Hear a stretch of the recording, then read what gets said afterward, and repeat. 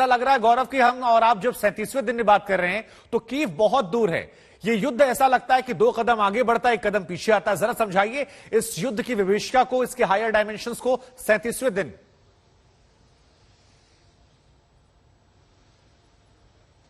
शुभांकर, 37वें दिन अगर किसी को लग रहा था कि यहाँ तनाव है तो तनाव तो बिल्कुल भी नहीं है। जैसा आप इन तस्वीरों में देखिए, ये यूक्रेन की सेना के सिपाही है, आराम से कॉफी पी रहे हैं, आराम से कॉफी पी रहे हैं यहाँ पर। और इनके हथियार देखिए, ये स्नाइपर राइफल के साथ ये सैनिक यहाँ पर है। बिल्कुल अभी कोई तनाव की स्थिति नहीं है। अगर किसी को यह डर था कि युद्ध के 37वें दिन रूस की सेना इतने करीब है, हम कीव शहर के बिल्कुल बीचों बीच है इस समय, और बीचों बीच ये सभी सिपाही आज पहली बार, कुछ दुकानें खुली हैं तो ये एक कप कॉफी पीने आए हैं। हम इनके लोकेशन पर थे जहां पर ये सिपाही तैनात रहे थे और हम इनको लगभग रोज ऑपरेशंस में देखते हैं।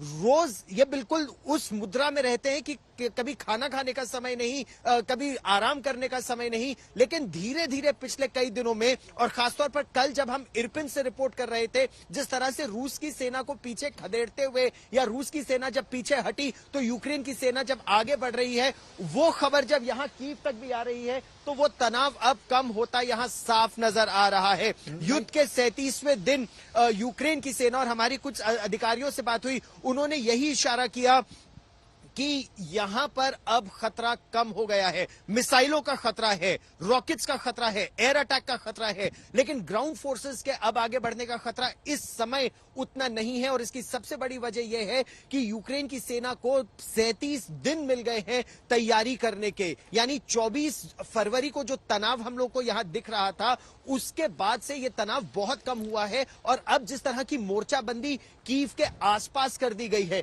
जिस तरह के हथियार अब इन सिपाहियों के पास आ गए हैं, उससे यही लगता है कि अगर रूस की सेना फिर जमीन से आगे बढ़ने का प्रयास करेगी तो उसको बहुत बड़ा, जिस तरह का उसको सेटबैक अभी मिल रहा है, उससे ज्यादा सेटबैक मिलेगा। क्योंकि अब यहां पर बड़ी संख्या में और हथियार, एंटी टैंक गाइडेड मिसाइल्स और सर्फेस टू एयर मिसाइल्स और बहुत से और हथियार आ गए हैं। बिल्कुल। अब गौरव, इससे पहले कि मैं गीता के पास डोनबास जाऊं, मैं चाहूंगा एक बार जरा इन सैनिकों से अगर आप बातचीत करते और समझते कि ये जो मुस्कुराहट है चेहरे पर, इसके पीछे की वजह क्या है? क्योंकि युद्ध की विभीषिका के बीच में दुनिया डर रही है, इनके चेहरे की मुस्कुराहट बड़ी एक तरीके से कतूहल पैदा कर रही है अंदर कि क्या वजह है। तो अगर आप संक्षिप्त में बातचीत थोड़ी बहुत कर सकें तो बड़ी, मुझे लगता है कि दर्शकों को देखने में भी आनंद आएगा।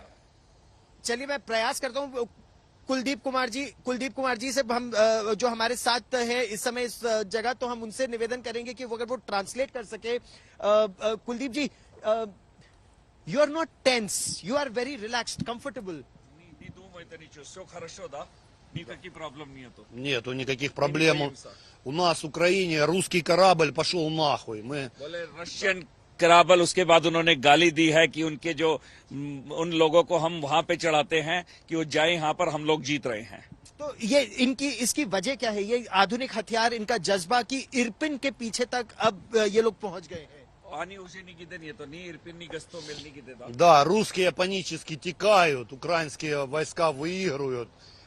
Русские очень понесли большие потери, я думаю, до 50 тысяч убитыми и ранеными. बोले 50,000 लोग जो हैं रशियन, जो मर चुके हैं या जो घायल हैं, और वो लोग भाग रहे हैं अपने हथियारों को छोड़ के भी। हर जगह से ऊपर, हर जगह से वो भाग रहे हैं। तो हम इन लोगों की जीत है।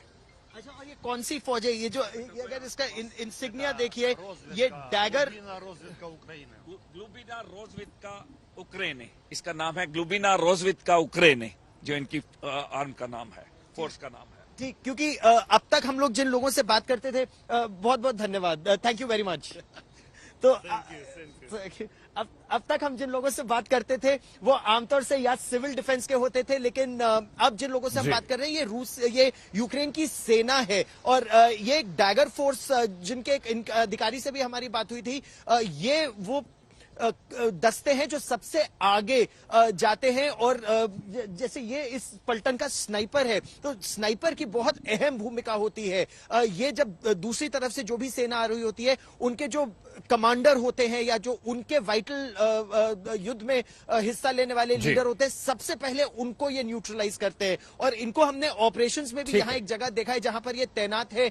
जिस तरह से घंटों ये खड़े रहते हैं उस जगह पर या लेटे रहते हैं बिना खाए पिए। अब ऑफ कोर्स ये लोग यहाँ आराम कर रहे हैं क्योंकि अब इनको लग रहा है कि काफी हद तक जीत इन्हें मिल गई है। ठीक है।